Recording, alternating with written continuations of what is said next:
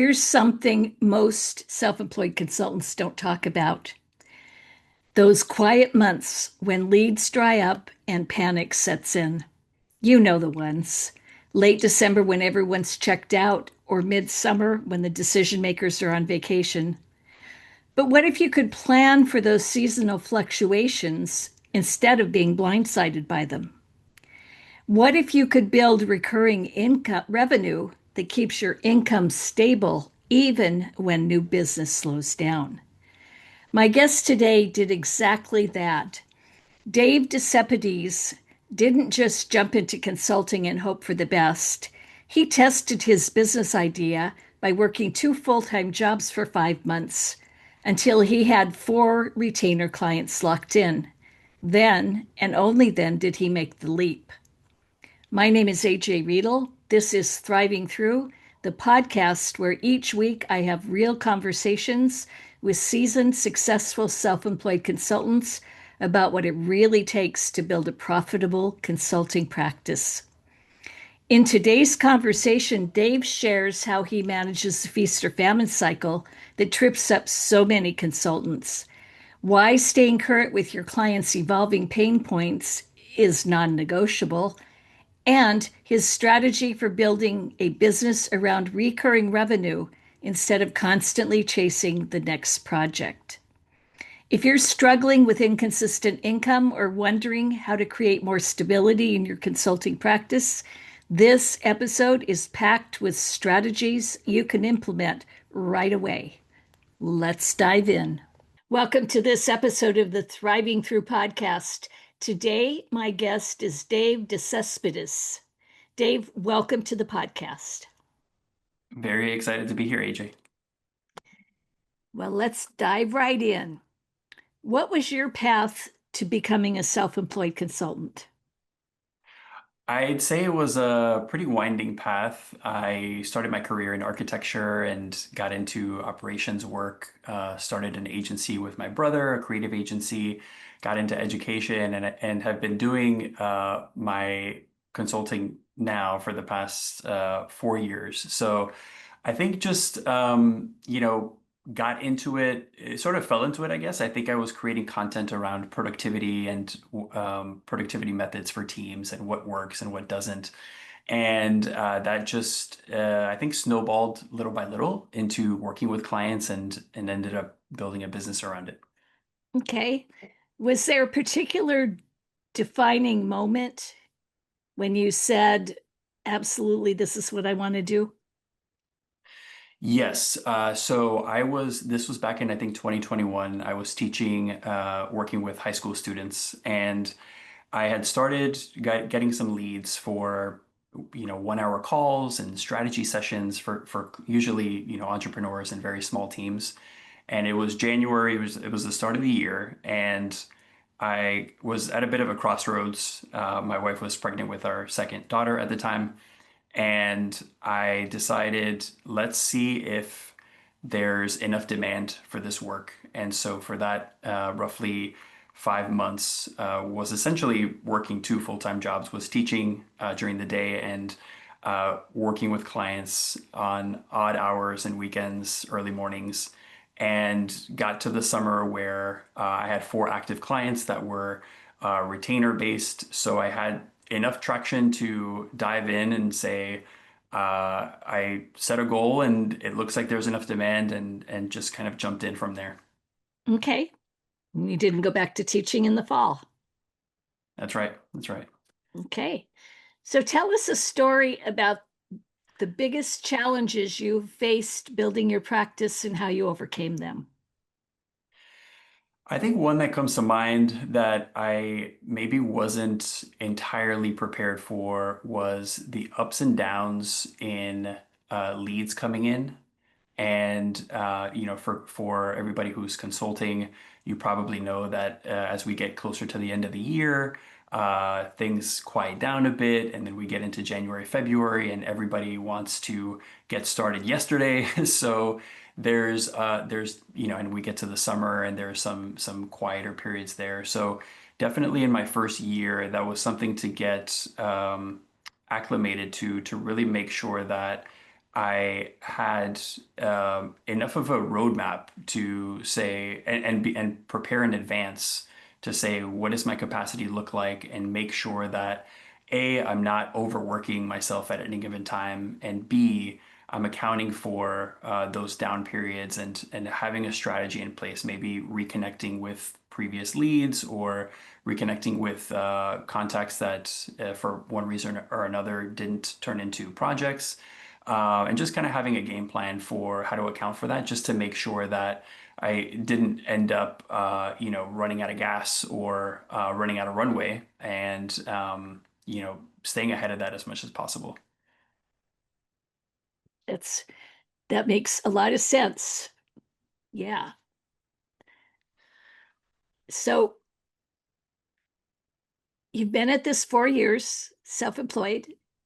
What has been your biggest learning since you began your consulting business? That's a big one. There's a lot that come to mind. I think one that is top of mind now is the importance of staying up to date as much as possible with technology, with tools, with clients' pain points. I think some pain points are pretty universal across industries and across teams, but a lot of them shift just based on the times. And I think now a big focus, as the majority of my clients are starting to think more intentionally about adopting AI, and what does that mean for workflows? What does that mean for team collaboration? Uh, Making sure that I'm carving out enough time to stay up to date with what those pain points are. That means reconnecting with previous clients, keeping up relationships, just being proactive about asking those questions to previous clients or non-clients, just people in my network, and making sure that on the tool side, I'm also keeping up with what's available to teams. And I think when it comes to AI, new models are released what seems like every month, and with new capabilities every time there's a new release.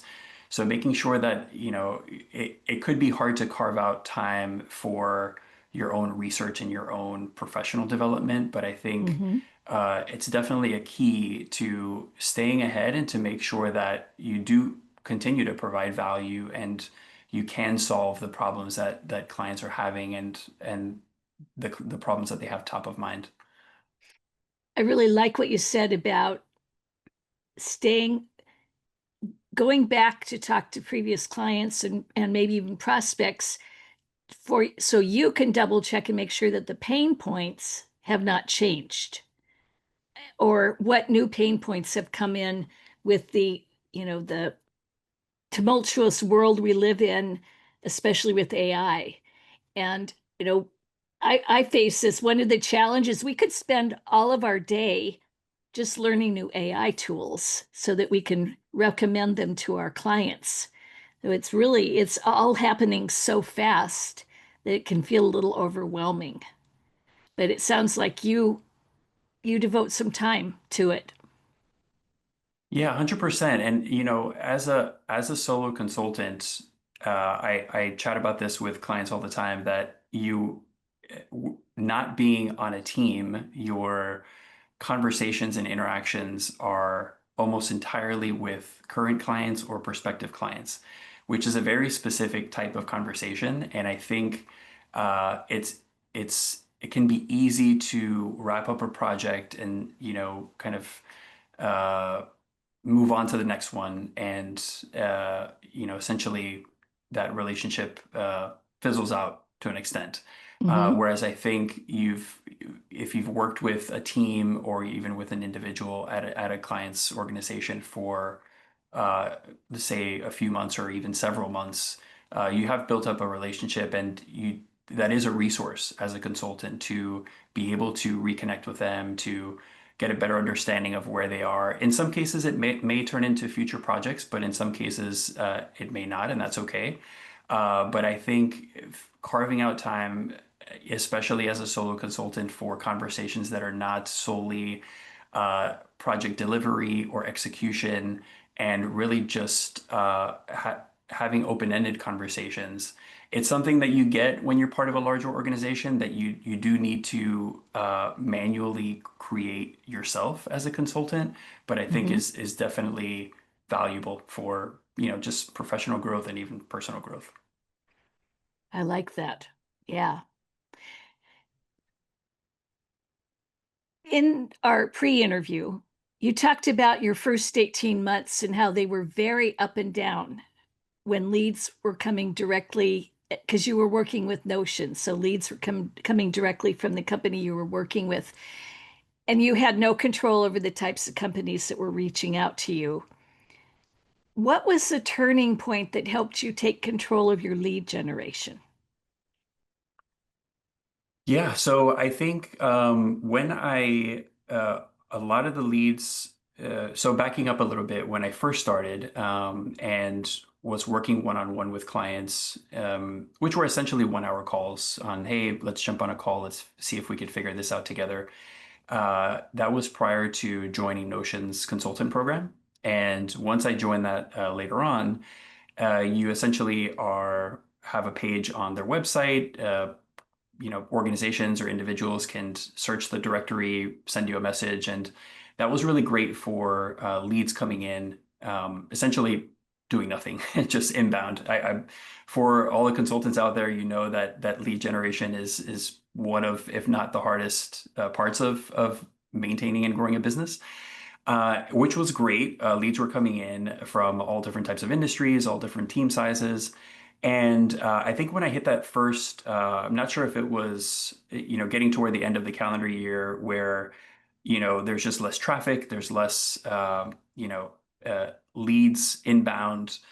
It really highlighted the importance of having your own lead generation strategy. And although it's great to get inbound and to be able to qualify those leads, and the more the better, usually, you do as a Notion consultant, I am an independent consultant and am responsible for not only generating leads, but making sure that they're the type of organization that I've worked with previously, that I am confident I could, deliver on, and that I have a keen understanding of where their pain points are likely to be. And also just not stretching myself too thin, looking at various industries and team sizes, each of which having their own unique problems and having to essentially do a full download of how their business operates. It could be pretty challenging when that happens with every new client. So Mhm. I think that really highlighted in that first 18 months. There needed to be some more clarity around who have I worked with, who do I want to work with, and how am I reaching out to those organizations, creating content for those audiences, and making sure that there are hopefully several touch points before we have that first conversation. Speaking of who you want to work with, how would you define your ideal client? Yeah, I'd say another space that I'd say unintentionally fell into, but has worked well. I'd say for the past year has almost been entirely venture capital firms. And when I worked with my first VC client, it was actually a Notion employee that connected me with them. At the time, I was creating content around venture and when it makes sense to use Notion for what types of teams and what size teams. And that led to more referrals and I think just more informal introductions with other VCs and other organizations in the space. And at the time, the strategy was, well, this feels like a great opportunity to work with firms and as a way to get in contact with their portfolio companies and work with their startups that probably need help with operations and workflows and are hiring and scaling and don't quite know uh, the best way to do that.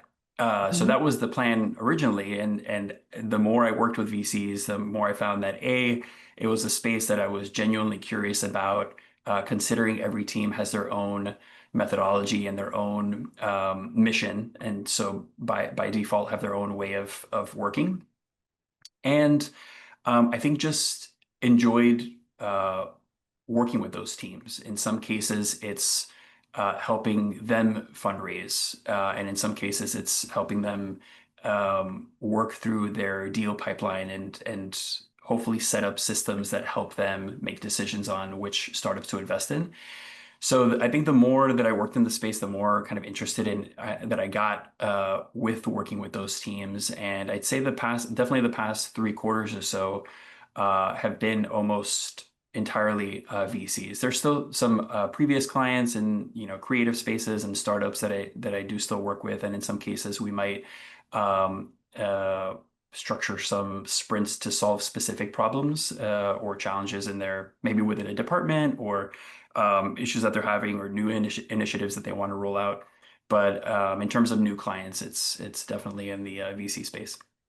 All venture capitalists. And that way you really understand their problems. I mean, Yeah, and that's another key factor. I think with every new engagement, you get an opportunity to get deeper into what that work looks like day to day. And it's very different, doing research or reading about how do VCs operate versus being able to meet with teams weekly and having daily conversations and sending surveys to employees to get a sense of where they're struggling or where they feel like they need support and getting that real insight and that real data, it definitely feels like you're diving deeper into the space and getting a keener understanding of what what the best approach is for that particular team. And I think that's also been a pretty big lightning bulb moment, I think, for me. Just having worked with creative teams and startups and wide variety of industries, it's very hard to get to that depth and to build that expertise when you're kind of spread out that far. And I think focusing in this space is genuinely fun. I get to learn about how they operate. I get to get into the weeds on formulas and calculating all the nitty-gritty details on how they operate. It's almost like getting a second master's in finance or investing. So it's pretty fun. you articulated so well the benefits of niching down. And because I teach my students, a big advocate of niching very narrowly. And you have done that, and it is making you the authority on what you do specifically for venture capitalists. It's quite it gives you more credibility and it gives you, you're able to serve your future clients better because you understand the industry. Yeah, and that highlights I think that first say year or two, it's so tempting to want to do everything for everyone. Yep. And maybe it's anxiety over you know, do I have enough leads? Do I have enough kind of prospects to work with? And I feel like the default often is to say, sure, I think I can do that for that team, even though I've never worked with in that industry. And I Mhm. think the appeal is there. I think the downside is it really can prevent just building that expertise and being at the top of a niche where you are the de facto expert or um, contact to solve those specific problems for that particular audience. And I think that the value there is so much greater. I think you just gain so much more leverage um, uh, with all the details on, how you structure engagements to, building out your pipeline of prospective clients. And I think a lot of that is challenging, if not impossible, when you want to kind of be the go-to do-it-all person for everyone. I think, that's all to say, not even to factor in, you just have way more competition because a lot of other consultants will likely have the same idea to try to do everything for everyone, and so it makes a lot harder to just kind of differentiate yourself and really set yourself apart. Right. And generalists make less money because when you're a generalist, they can shop around because you're considered a commodity. You can charge more when you're a specialist.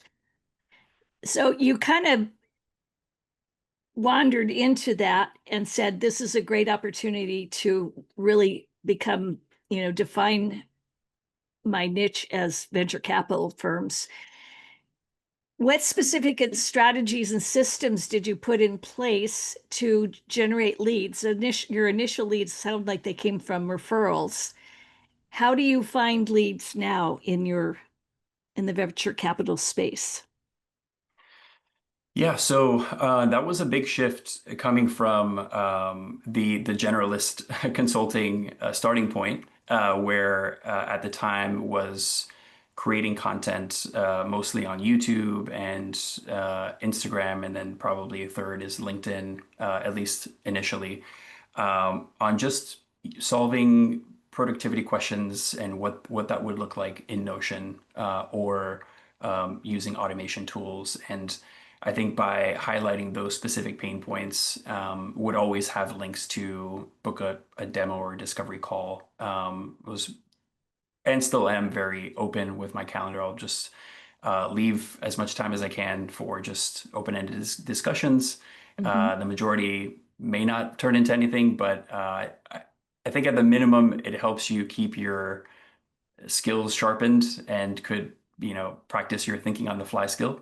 Um, I think lately with VCs, it's definitely been a lot more fostering relationships with previous clients, even with contacts where I've met with and it wasn't a good fit, maybe because of timeline or scope or pricing.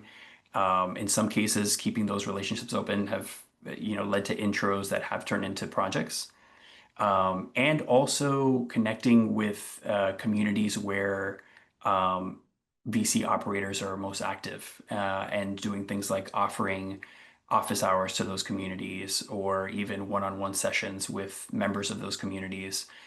For example, I have about five calls over the next month that are just from one community. And I think as a consultant, if you're doing the math on, you have five conversations, maybe two or three of those are potentially good fits to have a follow-up conversation and maybe send a proposal.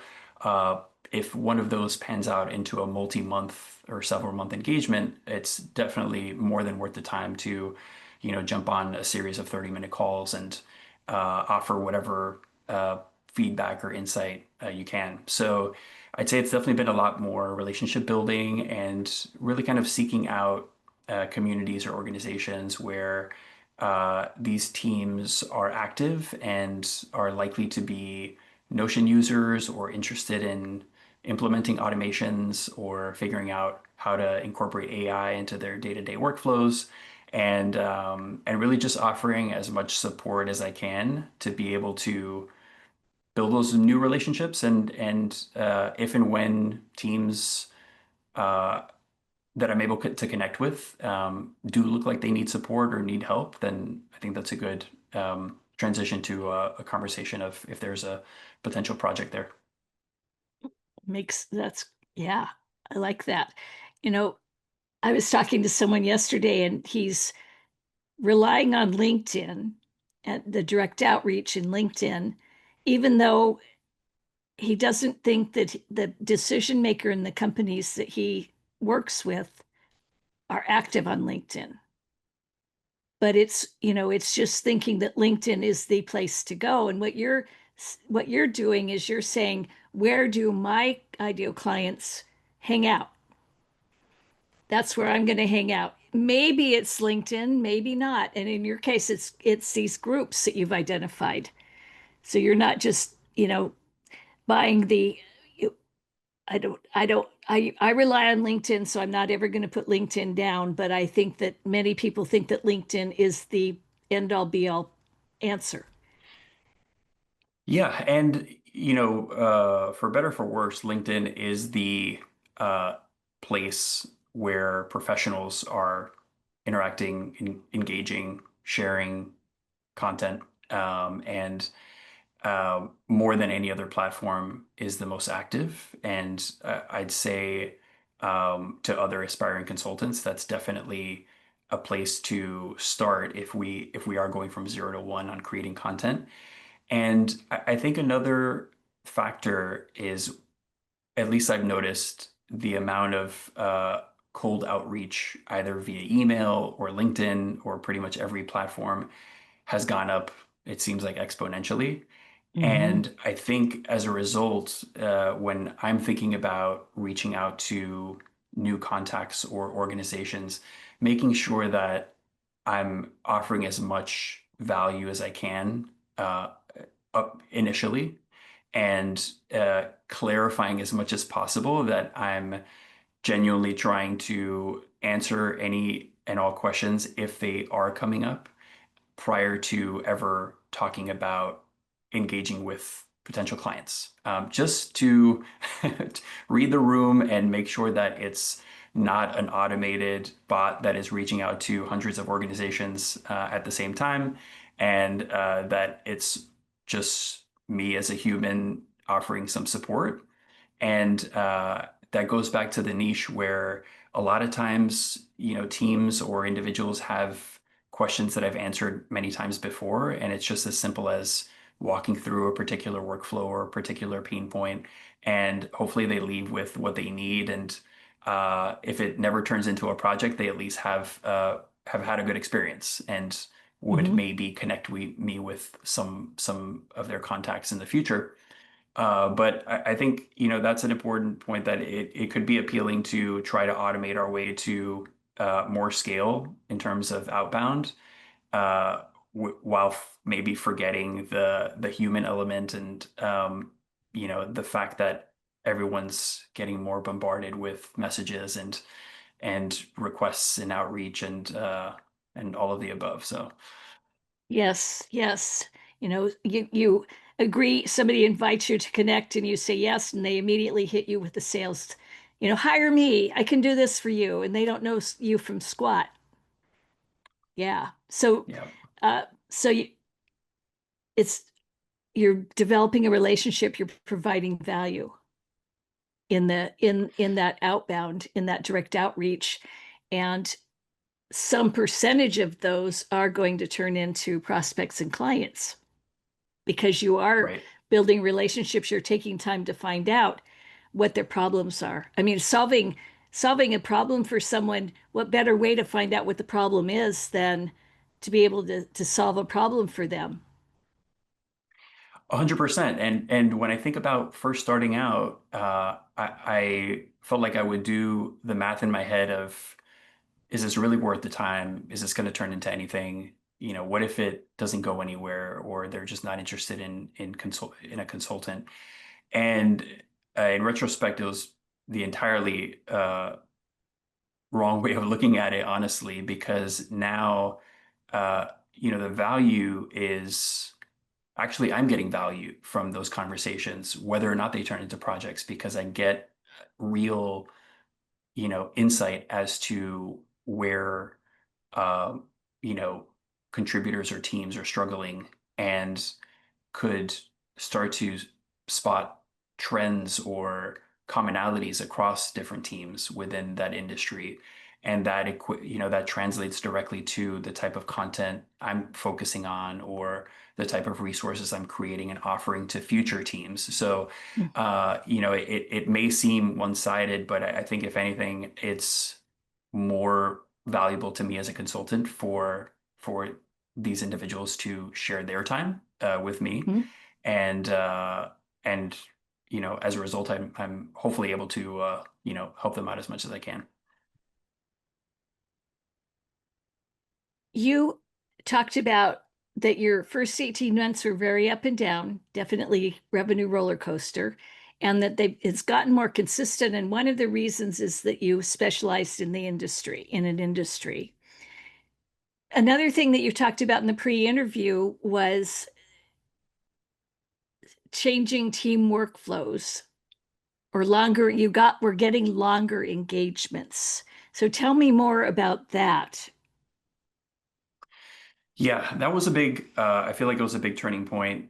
Rewinding a few years, the structure for for these engagements were pretty much project based. We outlined a scope. We started with a workflow audit, just understanding how does the team or each department work, where are their pain points, and then putting together a strategy for what we're going to build, what we're going to implement, and all of the moving parts involved in that. Usually a combination of building, training, supporting teams, making sure that 100% of the team is bought in and is comfortable and confident working in a slightly different way. The challenge with project based was with anything operations focused, it tends to um, get lesser priority in a lot of different cases. Maybe there's a product release, or there's closing a new round of funding, or there's hundreds of potential deals to review and to decide what to invest in. So the idea of optimizing workflows often is not top of mind for teams. And so structuring these engagements as projects, timelines would get extended. We'd rarely kind of get up and running in the target timeline that we initially Mhm. planned. So that made me explore sort of a hybrid between a retainer and a sprint structure, where before proposing any solutions, we only agree to an audit and with new clients. So the goal of the audit, there's two deliverables. There's a sprint roadmap based on what we've learned and the data that we've acquired through surveys, through meetings. Here's where I think we should focus on, in which department, in which workflow, how long do we imagine that taking? And for teams that are solely working in Notion, building a workspace outline. So exactly what information lives where, what's happening in Notion, what's happening in other tools, are there integrations between multiple tools? How would those work? So that at the end of the audit, I always give clients the option that if you want to take this and start building, that's totally fine. Usually the building part is the easiest. I think the other 95% of the work, which is the hard part, is the change management part, which is getting teams up and running in a different way of working and changing that muscle memory. Mhm. Um, and I think the benefits so far, there's been a few big ones. Number one, I try to stay as flexible as possible with teams, and we always schedule a monthly check-in just to see where are we in our original roadmap. We structure sprints in 2-week timelines, so each month is roughly two sprints. And when there's cases where teams just say, hey, we're a little bit behind, we want to make sure that the changes that we've made, we give our team enough time to implement them, to put together feedback, to put together questions, and then maybe let's restart in the middle of the next month or even a month from now. Again, the goal is, can I get them up and running with a new and better workflow to the point that they eventually don't need me or don't need an external consultant, and they can move quickly and make their own decisions and know how to do that with confidence. So the benefit has been it rarely happens where we pause. I think there's some goodwill built, but teams just want to, they get some momentum and they want to keep the momentum going more often than not, almost entirely. And B, it essentially allows us to um, fend off scope creep also, where if we have new ideas that are coming up, we're logging those and we're highlighting those. And in some cases, they turn into future sprints where we say, hey, if we want to rethink how we're structuring meetings for our investment team, that's great. It's not the focus for the next month, but we could look at that when we complete these next two sprints and see if it's something that we want to explore. And I think the benefit as a consultant is it provides more guardrails, and I think provides more incentive both for me and for the client to make sure that we are giving the current sprint enough time and attention that it needs to make sure that we use our time effectively, that as we launch updates to how teams are working, we have clarity around what that means, getting ahead of hopefully as many questions that are bound to come up as possible, and just making sure that everybody on a team is getting the support that they need. And logistically just helps me kind of plan, okay, what does my capacity look like? If Hmm. at any given time there could be anywhere from 4 to 6 active clients, and each having their own different set of sprints. And I think back to the niche conversation, even within a niche like venture capital, there are still a pretty wide variety of problems to solve. And Hmm. even that in and of itself can be a challenge. So when you zoom out and think, well, I now need to do this across 4 different industries, you can kind of put the pieces together on how that could be a challenge, and pretty rough to do at a high level. I want to switch gears. After 4 years, is your consulting practice delivering the lifestyle you dreamed of? I would say yes. I think a big motivation to consult in the first place was, rewinding to when I was teaching full time and commuting. Most weekdays, I probably wouldn't get home until 6:30, and later on in the year, as my second daughter was born, uh, newborns sleep erratically, but also get to sleep pretty early. So I was kind of doing the scheduling in my head, and was not quite okay with missing that time Hmm. uh, with our second daughter, but also with my first daughter. And the more I thought about it, not to say consulting, independently has been easy, because it definitely hasn't. But having the flexibility to decide when to work, and be able to structure your day around kind of real life dad duties, like pick up and drop off and school events, and when your kids get sick and you need to kind of take a half day and just hang out with them, things like that. Were pretty hard to do in my teaching role, and pretty much in any of my previous roles where you do have more of a structured schedule. And I think it's also helped logistically. Um, for context, my wife also works from home, and a lot of their team is based in the West Coast, so they tend to get a later start, and I like to get an early start. So we have sort of a good overlap where we've divvied up the duties in a good way, and it has been a lot easier to do with the flexibility of having your own schedule. And not to say that the first couple years te as a consultant, you tend to um, be as flexible as possible just to kind of get every new project and say, Hmm. we've got a team in India that wants to work together. Great, let's do it. Even though it's probably calls at midnight or very, very early morning, just to kind of get that project in. And to an extent, to get up and running, that may be just part of the process, just to get those early projects under your belt. But I think now, 4 years in, uh, you definitely have more control over. the types of teams that you do want to work with, and also just communicating what the expectations are in terms of meetings or in terms of availability and what those norms are both for me and for the client.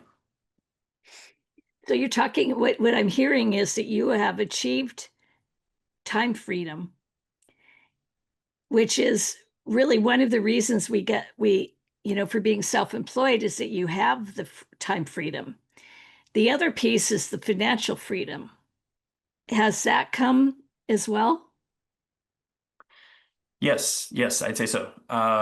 Again, I think the first couple years were the hardest part at that stage was struggling to financial plan past the next couple months, just Mm. because it was very hard to predict Yeah, you what didn't would know. I, yeah, would I have 8 clients or 0 clients? Whereas now, I think it's also something that earlier in the year was exploring what does it look like to build out a team and what would that mean for working with clients? Would I uh, seek out, large organizations and what would that look like? And I think lately I, um, just weighed the pros and cons of that. And at the end of the day, I like working directly with clients. I don't mind building um, solutions in addition to working on strategy and working on implementation. It's definitely not something that I, um, you know, pawn off to someone else to do. Mhm. And um, I think at this stage, it's really just strategizing on um, how to provide more value for clients. And I think looking more long term, what does that look like outside of Notion and just solely looking at workflows, regardless of the tools that we're using, um, just to open up the market a bit more. And um, it's also kind of a good nudge to get a better handle on a wider variety of tools and what does that mean for day-to-day work. Mhm. Is that where you see your practice in 3 to 5 years?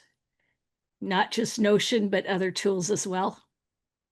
I'd say it's getting harder to predict with any kind of certainty with how fast tools are changing and with AI specifically. But yeah, I think um, I like ultimately enjoy working with teams to figure out how do we decide what decisions to make that are going to make our lives easier and hopefully be able to make better decisions and move faster. And I think, that as the main North Star, every client I work with, it feels like every team member is wearing multiple hats and is bouncing around between 10 different tasks.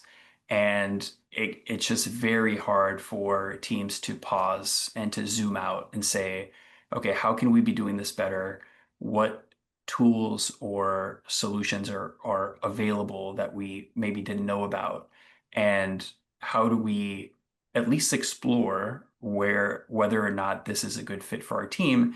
It's very hard to do internally. And I think uh, when clients reach out or when they're interested in working together, I think it's because ultimately they just want someone else to say definitively, this is what we're doing, this is how it's going to work, and these are the milestones that we need to make sure everybody on the team hits. Almost getting into, coaching mode or trainer, and and then executing. So, that I think at least in the foreseeable future, I feel like is going to always be a need to have someone come in and just solve a very specific set of problems to enable teams to do their work better. So In terms of the tools or the details on how that's going to work, I have less and less of an idea every day that goes by, but Hmm. hopefully figure it out. Well, and you're doing your homework. You're keeping up. Yep, yep, as much as I can. Well, as we come to the end of the podcast, I always end with I call them the rapid fire wrap up questions, and I have two questions. What's one book, podcast, or other resource that has been invaluable to your consulting practice?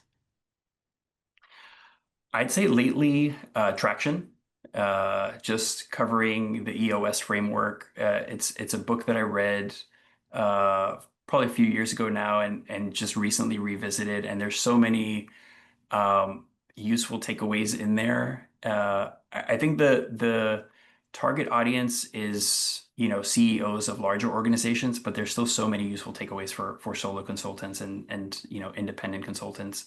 I think just kind of reframing it. And in terms of trying to think of, second one was podcasts. Yeah, if there is one. Yeah. I'd probably have to go with 20 VC, and for a few reasons. Number one, it's my sort of edutainment podcast where, on the one hand, I'm learning more about the venture space. It's largely interview based, and there's so many useful nuggets to just get a sense of what that day-to-day looks like from the inside of a VC firm. And I think, just a general curiosity in investing. I think if I were to fast forward, 10 or 15 years, having the ability to angel invest or to be more directly involved in investing, I think is a big goal. And that one, I rarely miss an episode when that one comes out. Okay. 20 VC. Yep. Okay. And here is the single most important question. How can listeners connect with you if they want to learn more about you and your work?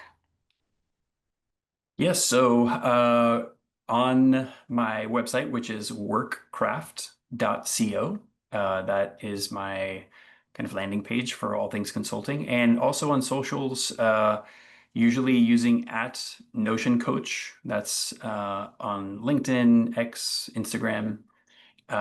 Pretty active on all of the above, and probably most active on YouTube, which also has the same handle at Notion Coach. And yeah, anywhere and everywhere, happy to connect with listeners. Wonderful. Well, thank you. Thank you so much for being my guest today. A lot of good nuggets coming out of this podcast. So, thank you very much.